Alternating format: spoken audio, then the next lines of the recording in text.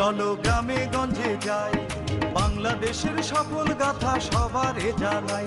চলো গ্রামে গঞ্জে যাই, শ্রমিক মজুর কাজ করে, যুবক মাছের চাষ করে, কৃষক খেতে ফসল ফলায়, সোনালী পাটের আঁশ।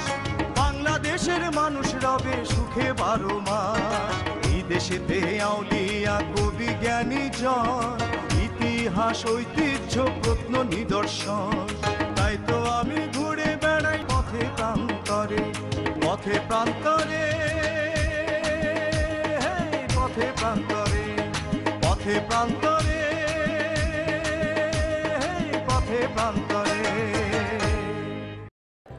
9 এপ্রিল 1956 বিবিসি বা ব্রিটিশ ব্রডকাস্টিং কর্পোরেশনে ঠিক রাত্রি 9:15 থেকে হাজার হাজার কল আসতে শুরু করলো। সবার গলায় প্যানিক, কেউ কেউ আবার ভয়ঙ্কর রেগে গেছেন, কেউ আবার ইতিমধ্যেই পুলিশকে ফোন করে ফেলেছেন। একটা মার্ডার, হ্যাঁ একটা মার্ডার করা হয়েছে একটা টিভি চ্যানেলে। কিন্তু হয়েছেটা কি আসলে? এত চাঞ্চল্যকর রিয়াকশনের কারণটা আসলে কি?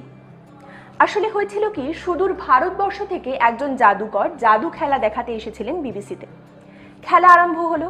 খেলার ফাইনাল স্টেজে একটা 17 বছরের মেয়েকে স্টেজে আনা হলো। জাদুকর মন্ত্র বলে তাকে সম্মোহিত করে দিলেন এবং টেবিলের ওপর শুইয়ে দিলেন। তারপর একটা বিরাট বড় করাত দিয়ে তাকে মাঝখান থেকে কেটে 2 ভাগ করে দেওয়া হলো। কিন্তু এটা তো একটা খেলা, এক্ষুনি জাদুকর আবার জোড়া লাগিয়ে দেবেন মেয়েটাকে আর হাসতে হাসতে উঠে দাঁড়াবে মেয়েটা। কিন্তু এ কি হচ্ছেটা কি? জাদুকর জোড়া লাগাতে পারছেন না।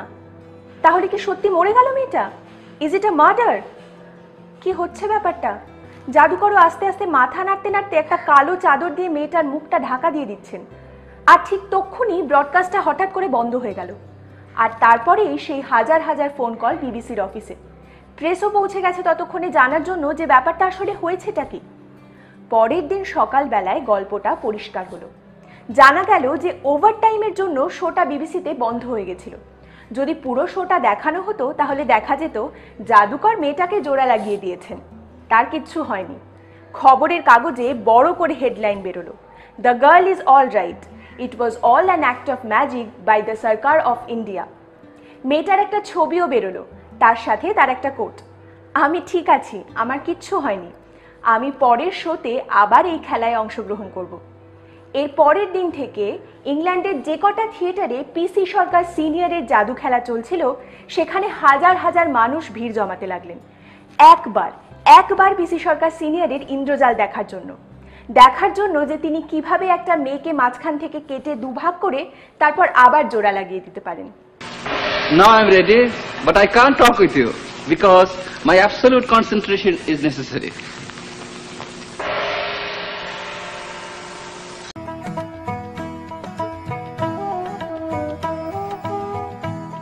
পিসি সরকারের পুরো নাম প্রতুল চন্দ্র সরকার। 1913 সালের 23শে ফেব্রুয়ারি তাঁর জন্ম। বাবা ভগবান চন্দ্র সরকার এবং মা কুসুম কামিনী দেবী।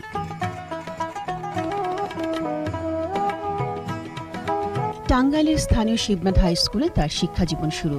ছোটবেলা থেকে জাদুবিদ্যার প্রতি কৌতূহল এবং বংশগত ঐতিহ্য তাকে এই পেশায় আগ্রহী করে তোলে।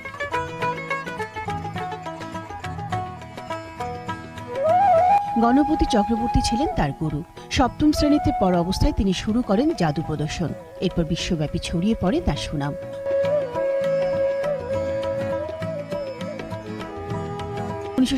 সালে দেশভাগের সময় চলে যান কলকাতায়।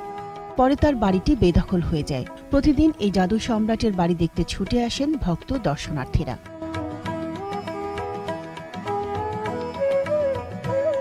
স্থানীয় জাদুশিল্পীরা তার স্মৃতি ধরে রাখতে পিসি সরকার মেমোরিয়াল ম্যাজিক সোসাইটি করেছেন টাঙ্গাইলে। তারাও বাড়িটি উদ্ধারের দাবি জানান।